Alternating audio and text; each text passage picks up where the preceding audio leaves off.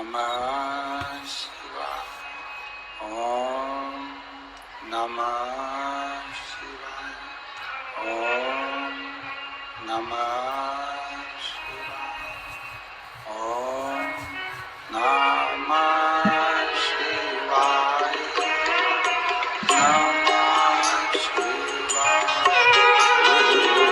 नमः शिवाय। नमः शिवाय। बोला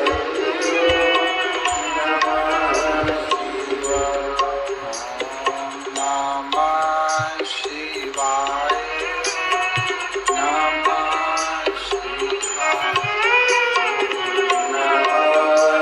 शिवाय।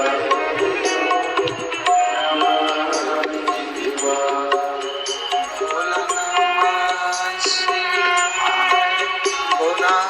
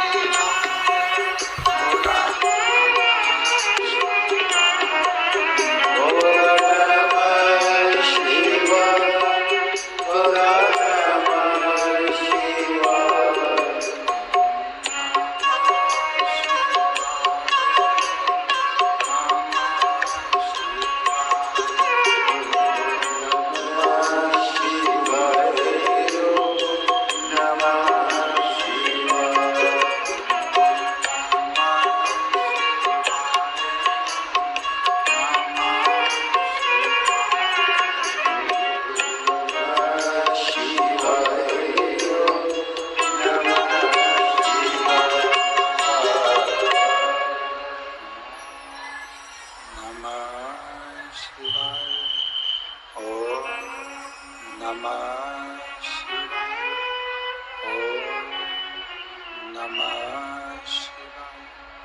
विश्वनाथ भगवान की जय। महाकालेश्वर भगवान की जय। ओंकारेश्वर भगवान की जय। ददरवा धाम हनुमान जी महाराज की जय। सीताराम सरकार की जय। कबीरेश्वर महादेव की जय। हर हर महादेव। हर हर महादेव। हर हर महादेव।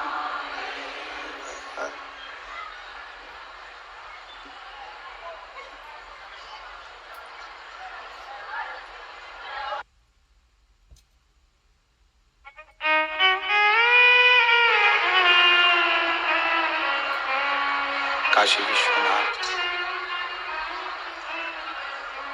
ओगरदानी त्रिकालदर्शी कैलाशी अविनाशी भगवान शिव, जिनकी पुनीत पावन शिव महापुराण की कथा संपूर्ण विश्व के कल्याण हेतु बाबा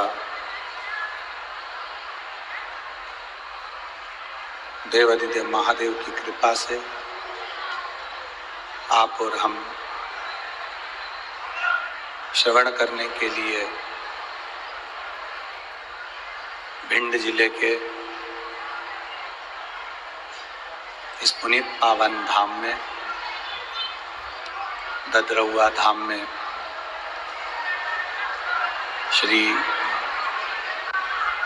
हनुमान जी महाराज के पावन चरणों में 5 दिवसीय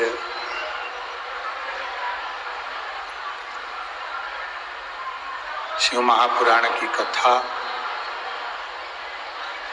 श्रवण करने का सौभाग्य प्राप्त हुआ है।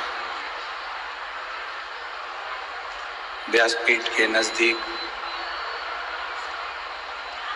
विराजमान होकर व्यासपीठ की शोभा बढ़ाने वाले श्री श्री 1008 महामंडलेश्वर पूज्य महाराज जी, ददरवा धाम सरकार, कथा में विराजमान सभी संत साधु गुरुजन ब्राह्मण जन एवं सभी विद्वत जन,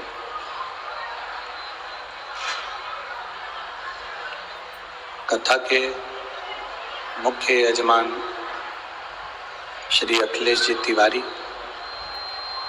इटावा उत्तर प्रदेश से एक बार यजमान परिवार के लिए जोरदार ताली बजाकर स्वागत वंदन अभिनंदन। जिन्होंने इस पवित्र शिव महापुराण की कथा का लाभ आप और हम सबको प्राप्त हुआ।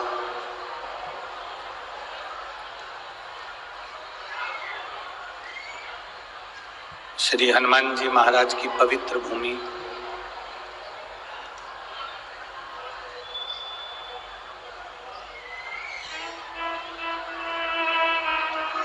जहां डॉक्टर हनुमान, सखी हनुमान विराजमान है,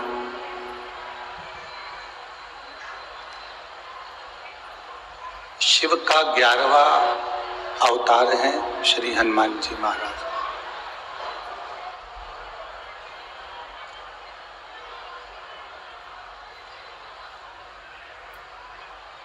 आज आप अगर कथा सुनने के लिए यहाँ विराजमान है, लाखों की संख्या में आप लोग यहाँ पहुंचे हैं,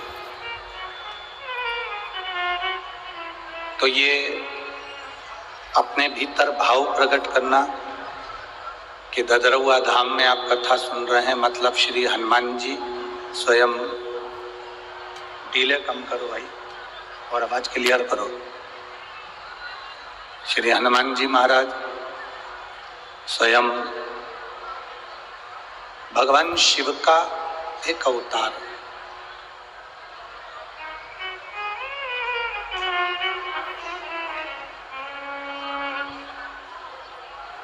अब हम अगर देखे जाएं तो कथा सुनने के लिए शंकर भगवान के दरवाजे पर ददरुआ धाम में हनुमान जी महाराज की साक्षी में शिव महापुराण की कथा श्रवण करने के लिए अगर हम बैठे हैं,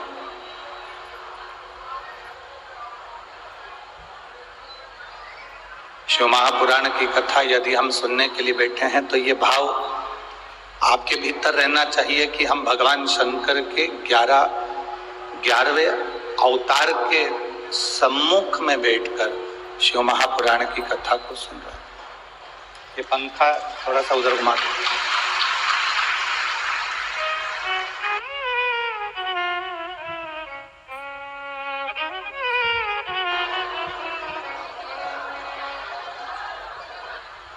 ये वाला घुमा।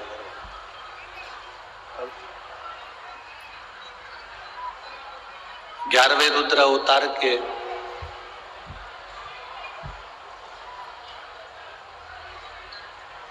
उस पवित्र प्रांगण में भगवान शिव की अविरल भक्ति और मुक्ति का साधन शिव महापुराण की कथा श्रवण करने का सौभाग्य मिला है।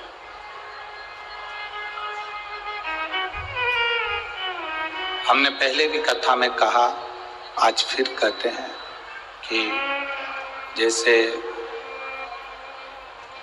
मेहमान जाते हैं तो मेहमान जाते जाते घर के छोटे छोटे बच्चों को कुछ ना कुछ देकर जाते हैं।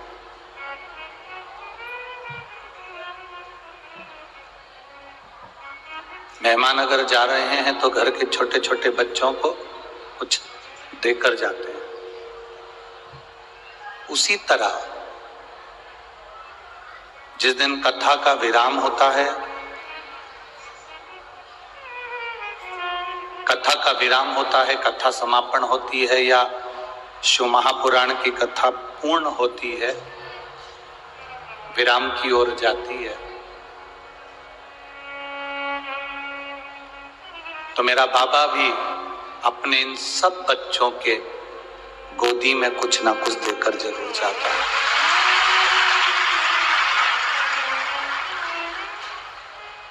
क्योंकि वो जगत का पिता है। कथा के प्रथम दिवस में अपन ने स्मरण करा था कि ब्रह्मा जी ने भगवान विष्णु जी से पूछा था कि आपके पिता कौन है, और भगवान विष्णु ने कह दिया था कि ये मेरे पिता है। भगवान शिव मेरे पिता।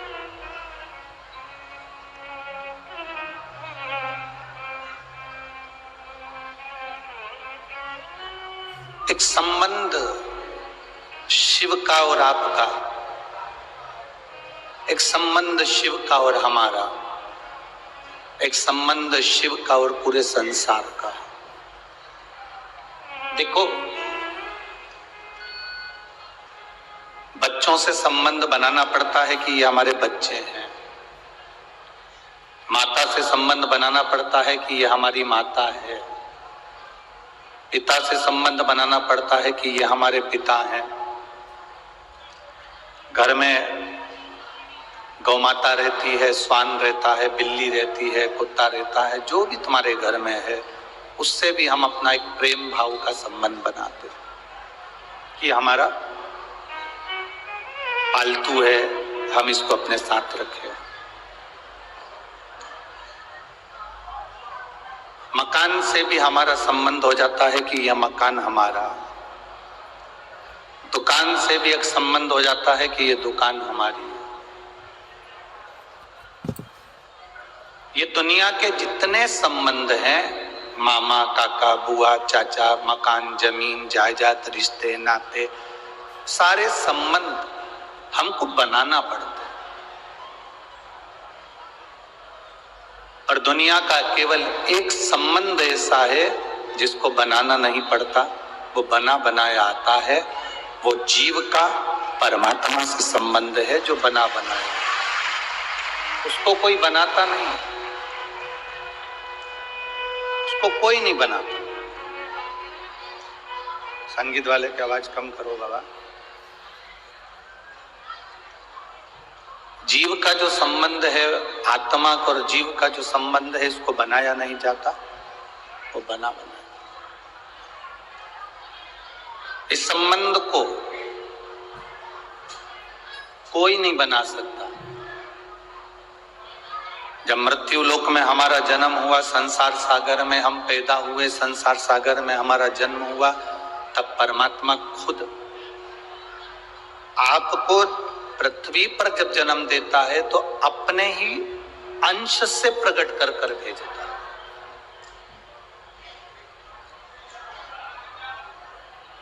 एक माता पिता के अंश से उसका जैसे बच्चा होता है, माता पिता के अंश से जैसे उसकी संतान होती है,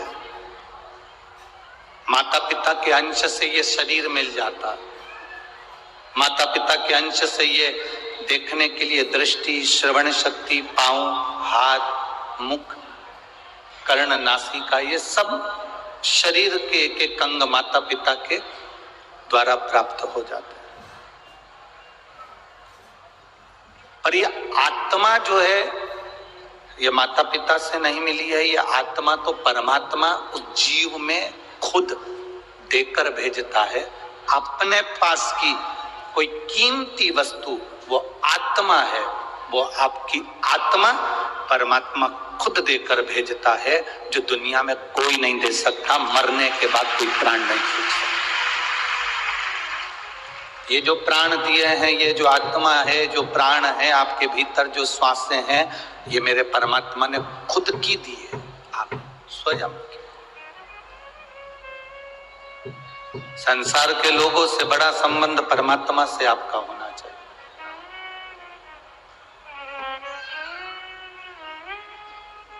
दुनिया में ऐसा कोई व्यक्ति नहीं है जो तुम्हारे काम आएगा, पर तुम्हारी दुख की घड़ी में एक जरूर काम आएगा। तुम्हारा करा गया भगवान का भजन, तुम्हारा किया गया परमात्मा का नाम, और शंकर जी पे चढ़ाया गया एक लोटा जल तुम्हारी अंत अवस्था में जरूर काम आएगा।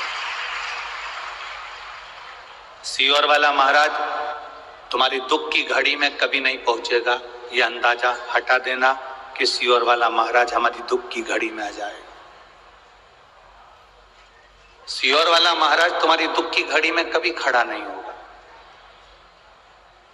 महाभारत का चरित्र उठाकर देखना, द्रौपदी का चीर खिंचा रहा है और द्रौपदी धृतराष्ट्र के सामने जाकर कहती है कि तुम मेरे काका ससुर हो। धृतराष्ट्र कहता है मेरी आंखें नहीं है। गांधारी कहती है मेरी आंखों पर पट्टी है। भीष्म पितामह कहते हैं मैं दुर्योधन के घर का अन्न खाया हूं। पति कहते हैं हमने हरा दिया तुझको। रोती रोती द्रौपदी गुरु द्रोणाचार्य के सामने जाकर खड़ी होती है और कहती है कि मैंने आपसे गुरु दीक्षा ली है, आप मेरे गुरु हो। कोई नहीं बचा सकता, कम से कम गुरु तो बचा सकता है। गुरु द्रोणाचार्य ने कहा इस सभा में जितने बैठे हैं कोई तुझे बचाने वाला नहीं होगा। द्रौपदी मैं खुद इस सभा में बैठा हूं, मैं भी तुझे नहीं बचा सकता। पर द्रौपदी एक बात मेरी आज कानों में डाल कर रखना, मैं नहीं बचा पाऊंगा, गुरु नहीं बचा पाएगा, संसार का कोई व्यक्ति नहीं बचा पाएगा, सभा में बैठे हुए कोई तुझे नहीं बचा पाएंगे।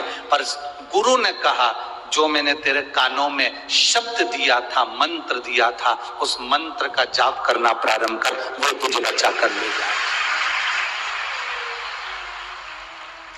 वो तुझे बचा सकता है। और अंत समय प्रभु वचन दिया तो आप इस जितने रोड पर बैठे हुए हैं, जितने बाहर बैठे हुए हैं, जितनी दुकानों में बैठे हुए हैं, गाड़ियों पर, दीवालों पर, ट्रैक्टरों पर, टैंकरों पर, जहां जहां तुम लोग चढ़कर बैठे हो वहीं से बोलो अंत समय प्रभु वचन दिया तो आए ना आए प्रभु कुटुंब अंत समय प्रभु आना पड़ेगा वचन दिया। ये गुरु द्रोणाचार्य का शब्द है। कोई तुम्हारे दुख की घड़ी में नहीं आएगा। ये अंदाजा छोड़ देना कि सियोर वाला महाराज तुम्हारी दुख की घड़ी में खड़ा होगा। तुम्हारी दुख की घड़ी में सियोर वाला महाराज कभी नहीं आएगा। और एक बात याद रखना, दुख की घड़ी में सियोर वाला महाराज नहीं आएगा, पर सियोर वाला महाराज की जो तुमने बात मानी है, शिव जी के मंदिर में एक लोटा जल चढ़ाया है, एक बेलपत्र चढ़ाई है, श्री शिवाय नमस्तुभ्यम बोला है, वो तुम्हारे सामने चल रहा है, उसके सिवाय कुछ नहीं।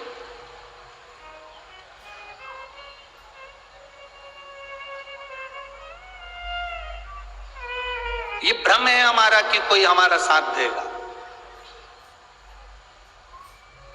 ये भ्रम है हमारा कि कोई हमारा साथ दे जाएगा।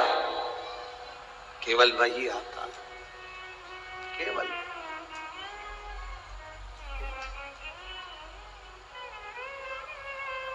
प्राण उसने दिए, शरीर भले माँ बाप ने दिया है, पर प्राण उसने दिया।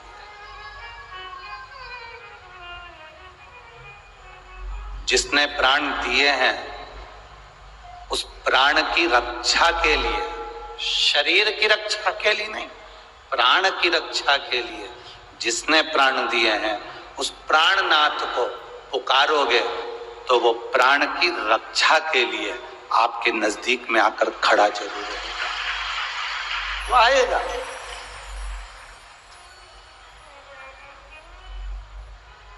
सबसे रिश्ता बनाना पड़ता है, पर परमात्मा से कोई रिश्ता नहीं बना। राजा जनक जी का एक संवाद आप लोगों ने श्रवण कर रखा होगा। शिव महापुराण में हम वर्णन करें राजा जनक का एक बड़ा सुंदर संवाद है कि राजा जनक ने याज्ञवल्क ऋषि से प्रश्न किया,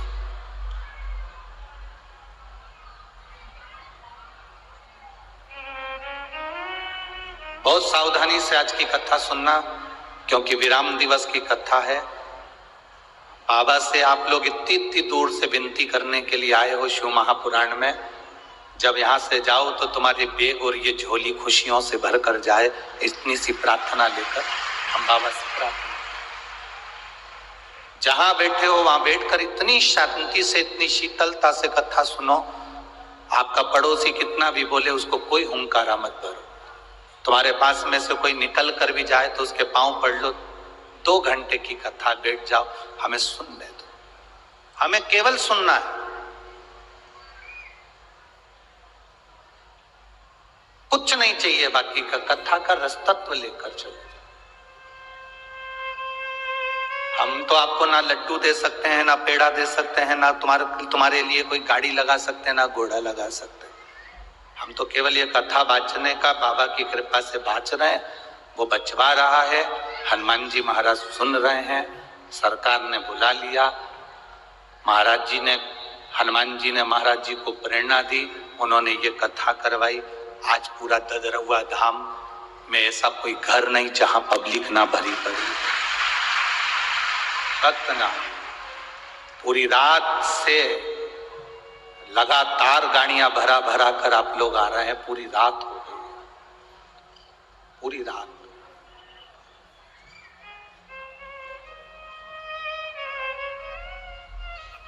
इसी पंडाल का एक वीडियो पूरे सदूर चल रहा है।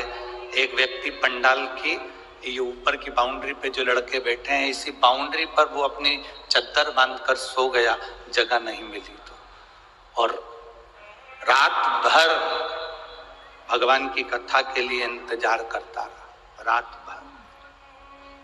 अब जरा विचार करिए, तुम उसकी प्रतीक्षा कर रहे हो, तुम उसका इंतजार कर रहे हो, अपने दुख को सुनाने के लिए आप बाबा के दरवाजे पर आए हो, तो क्या मेरा बाबा तुम्हारे दुख काटने के लिए तुम्हारे दरवाजे पर नहीं आएगा?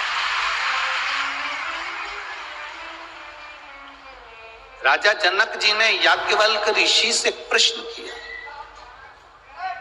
याज्ञवल्क बाबा से प्रश्न राजा जनक जी ने कर दिया, मनुष्य किसकी रोशनी से देखता है? ये राजा जनक जी ने याज्ञवल्क बाबा से प्रश्न किया कि मनुष्य किसकी रोशनी से देखता है?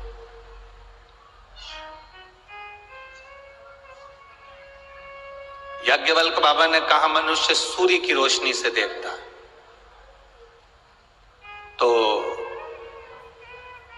राजा जनक जी ने कहा सूर्य अस्त हो जाता है, इसके बाद किसकी रोशनी से देखता है? याज्ञवल्क बाबा ने कहा चंद्र की रोशनी से देखता है। चंद्र की रोशनी भी अगर बादलों में ढक गई, तारों में ढक गई, तो फिर किसकी रोशनी से देखता? याज्ञवल्क बाबा ने कहा कि अगर कोई घने जंगल में चले गया, चंद्र भी ढक गया, तब वो श्रवण की रोशनी से देखता। जैसे पूरे जंगल में अंधेरा ही अंधेरा छाया हो, तो कहीं से आवाज आती है तो व्यक्ति की दृष्टि वहां जाती है। कहीं किसी ने ताली बजाई अंधेरे में तो व्यक्ति की दृष्टि वहां जाती है। कुछ नहीं दिख रहा, तब किसी ने चुटकी बजा दी तो व्यक्ति की दृष्टि वहां चली गई। याज्ञवल्क बाबा ने पहले कहा मनुष्य सूर्य की रोशनी से देखता है, सूर्य अस्त हो जाए तो चंद्र की रोशनी से देखता है। चंद्र भी अगर डूब जाए तो श्रवण की रोशनी से देखता है। और अगर याज्ञवल्क बाबा से राजा जनक जी ने कहा मान लो कहीं श्रवण भी ना हो, सुनाई भी ना दे, तो फिर किसकी रोशनी से देखता है? तो याज्ञवल्क बाबा ने कहा प्रत्येक मनुष्य जब पृथ्वी पर जन्म लेता है तो उसके अंदर स्वयं शिव समाया हुआ होता है, वो शंकर खुद रोशनी देता है। भारत की भूमि पे के ऐसे राजा हुए जिन्होंने शंकर भगवान का प्रतिदिन अभिषेक करा है। राजा जनक जी शिव जी का रोज अभिषेक करते थे। राजा दशरथ जी शंकर भगवान का रोज अभिषेक करते थे। आप खुद रामचरितमानस को अपने घर पर जाकर पढ़ना। जब कैकेयी ने वर मांगा 14 वर्ष के लिए राम वन जाने लगे, तब दशरथ जी की आंख में आंसू थे। तब उन्होंने भगवान शंकर को याद किया था कि शंभु आप पधारो, मेरे दुख का निवारण करिए। रोज प्रतिदिन देवाधिदेव महादेव का अभिषेक जो करता है। हम आपसे ये नहीं कहते कि आप रोज दूध दही शहद घी लेकर मंदिर में जाओ। जो प्रतिदिन रोज शिव का अभिषेक करता है, अभिषेक का मतलब तो ये भी होता है कि दूध दही शहद ले जाने से अभिषेक की मूलता नहीं है। अभिषेक का मतलब ये भी है कि आप अपने घर से अगर एक लोटा जल लेकर शंकर जी के मंदिर में पहुंचे हो तो वो भी अभिषेक से कम नहीं है। प्रतिदिन बाबा का अभिषेक है, वो प्रतिदिन बाबा का अभिषेक है। शिव के मंदिर तक जाना,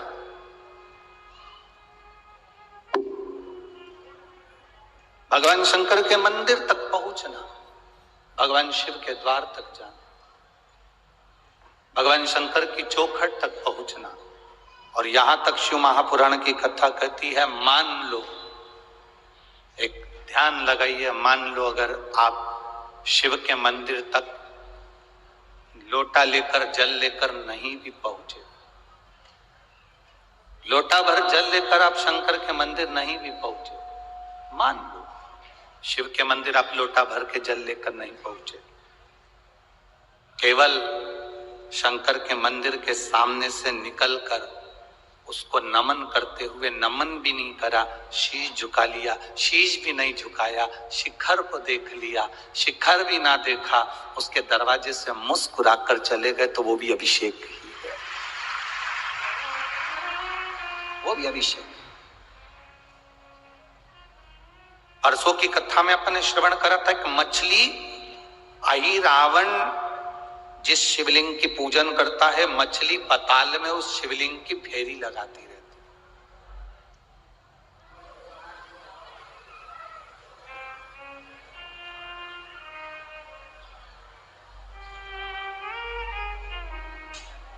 मछली शिवलिंग की फेरी कर रही है, उसके आसपास घूमती रहती है।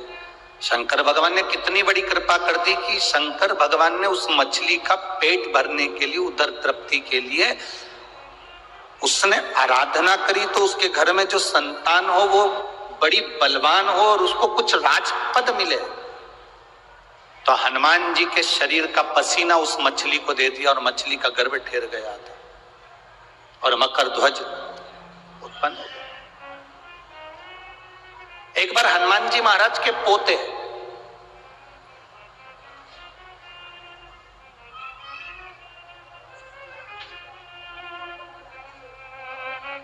एक बार हनुमान जी महाराज के पोते, अब हनुमान जी महाराज के पोते मोरध्वज, मकर ध्वज का बेटा, हनुमान जी महाराज के पोते ने एक बार श्री हनुमान जी महाराज के सामने खड़े होकर एक प्रश्न कर दिया, और जितने बच्चे अपने माँ बाप से प्रश्न नहीं करते, उससे ज्यादा प्रश्न अपने दादाजी से करते हैं। मोरध्वज के दादाजी हैं श्री हनुमान जी महाराज।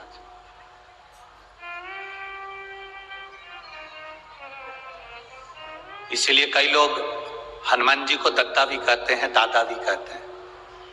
आप लोगों ने सुना है कि नहीं सुना? कई लोग हनुमान जी को कहते हैं भैया दादा की कृपा है, दद्दा की कृपा है, भगवान की कृपा।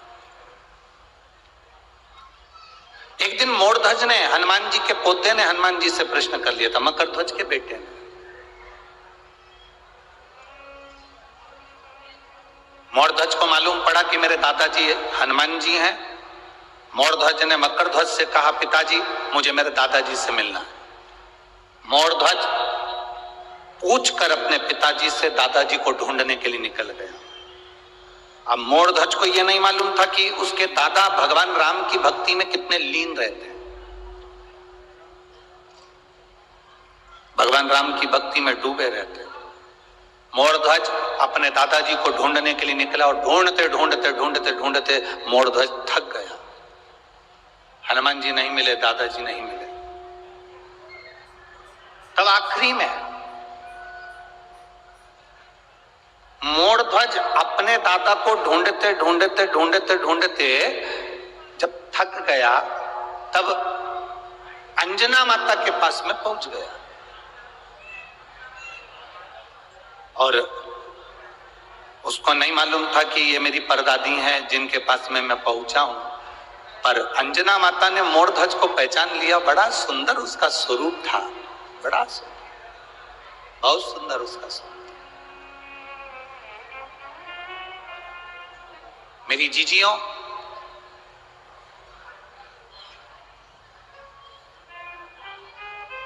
आज भी दूल्हा दुल्हन के सिर पे मोड़ बांधा जाता है। आपके इधर बांधते कि नहीं बांधते वो हमको नहीं मालूम, बांधते हैं इधर पर। वो दूल्हे के सिर पर भी बांधते हैं और दुल्हन के सिर पर भी बांधते हैं। ये मोड़ जो दूल्हा दुल्हन के सिर पर बांधा जाता है, इस मोड़ का मतलब होता है कि तुम्हारी जिंदगी में अब शादी होने के बाद एक अलग से मोड़ आने वाला है, और उस मोड़ के आने पर तुम संभल कर चलना तो तुम्हारी जिंदगी सार्थक। हमारे यहां मोड़ का विसर्जन भी बड़े अच्छे से करा जाता है।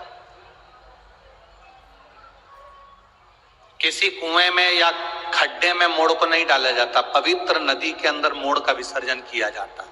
हमको तो लगता है, यहाँ के लोग तो मुझे लगता है कि आपके नजदीक की जो पवित्र नदी हो, आप लोग उसी में विसर्जन करते हैं। जैसे चंबल माता में ले जाकर विसर्जन कर देते होंगे, करते हैं आप लोग, जाते हो मोड़ विसर्जन करने के लिए। तो दूल्हा दुल्हन के सिर पर मोड़ बांधा जाता है, जो हमारी एक जिंदगी में भी अविरलता का मोड़ उत्पन्न कर देता है, सुख अनुभव करा देता है। और मोड़ का काम क्या है कि वो विजयता भी देता है।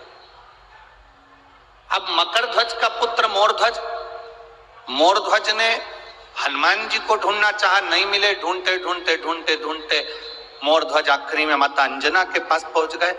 पर दादी थी अंजना माता, पर दादी। पूछा, दादी मां,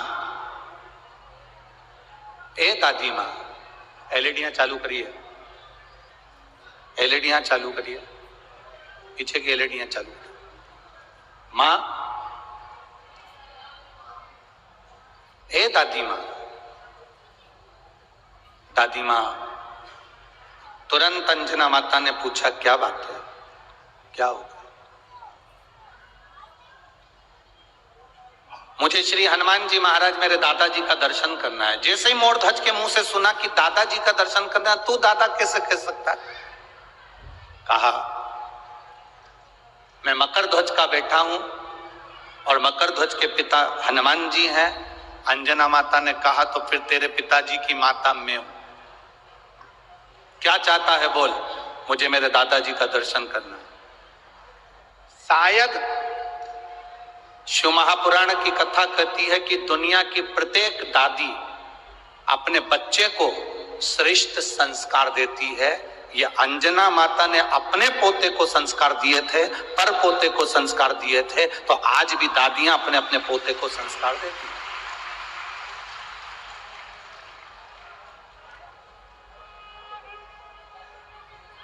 एक मां भले बच्चे को कुछ भी सिखा दे,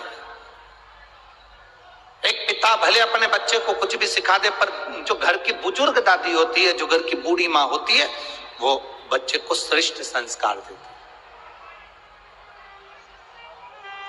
और निवेदन है आपसे, ध्यान रखना अपनी जिंदगी में, बच्चों को कार दिलाओ ना दिलाओ, बच्चों को प्रॉपर्टी दिलाओ ना दिलाओ, बच्चों को गाड़ी दिलाओ ना दिलाओ, बच्चों को कार दिलाओ ना दिलाओ, पर शिव महापुराण की कथा कहती है कि बच्चों को संस्कार जरूर दिलाना, जिससे तुम्हारी जिंदगी सार्थक हो सके, तुम्हारा जीवन सुखमय हो सके, तुम्हारी जिंदगी में सार्थकता उत्पन्न हो सके, तुम्हारा जीवन सार्थक हो सके।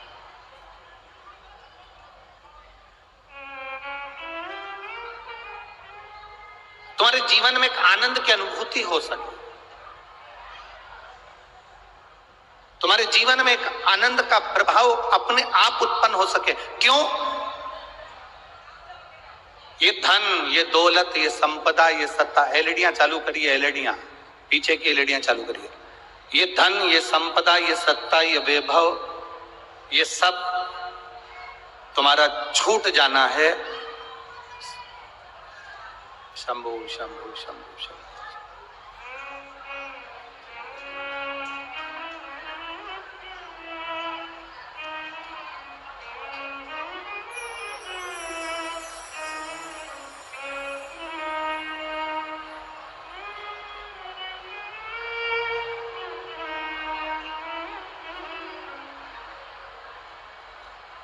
शंभो शरणे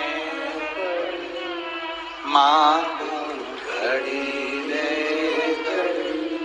दुख काटो दया कर दर्शन ओ शंभो शरणे मांगू घड़ी रे दुख काटो दया करीने दर्शन। तुम्हारी धन, तुम्हारी दौलत, तुम्हारी संपदा, तुम्हारी सत्ता, तुम्हारा वैभव, ये तुम्हारे काम आए ना आए, पर इतना जरूर ध्यान रखना, अपने बच्चों में जो तुम संस्कार दोगे वो संस्कार तुम्हारे मरते दम तक तुम्हारे काम आएंगे। ये निश्चित है, आखिरी तक चलने वाला वो संस्कार अपने बच्चों को दो, आखिरी तक चलने वाला, अंत तक।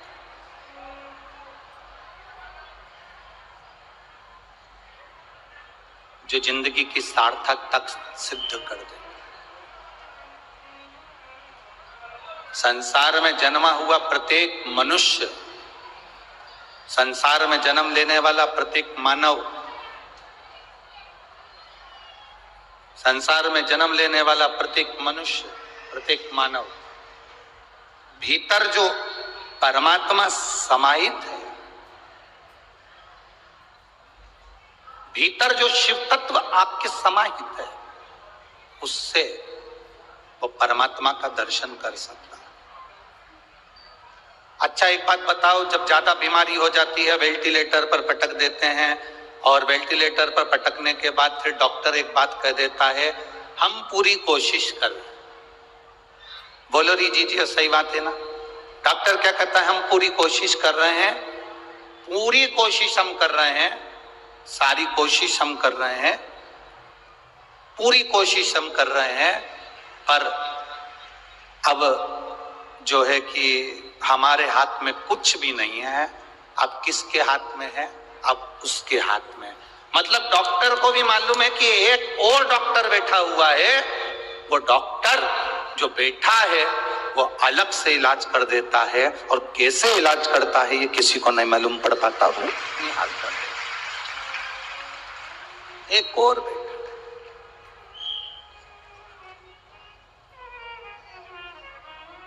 उसको पहचानने के नेत्र चाहिए, उसको जानने के नेत्र चाहिए।